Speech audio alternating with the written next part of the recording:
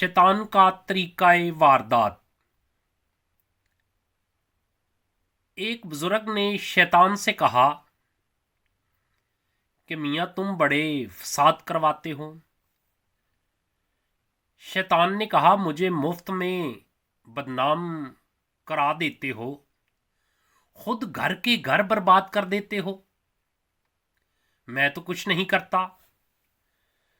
चलो मैं तुम्हें नमूना दिखाऊं। हलवाई की दुकान पर पहुंचे। शैतान ने एक उंगली भर शीरा दीवार पे लगाया। इस शीरा पर मक्खियां आ बैठीं। इन मक्खियों पर छिपकली आ गई। इत्तेफाक से दुकान पर बिल्ली आ गई। वो छिपकली पर दौड़ी। एक खरीदार के साथ कुत्ता भी था। वो बिल्ली पर झपटा। हलवाई ने गुस्से में आकर एक पत्थर इस कुत्ते को दे मारा। इस कुत्ते के मालिक को जोश आया। उसने हलवाई के एक तलवार मारी।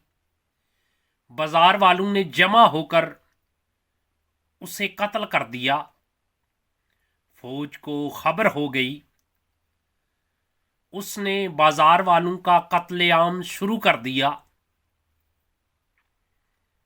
शैतान ने कहा देखो, इंसाफ कीजिए, मेरा क्या कसूर है?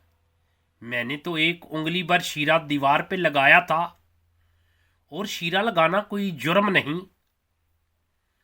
और असल में तो एक उंगली शीरा ही था।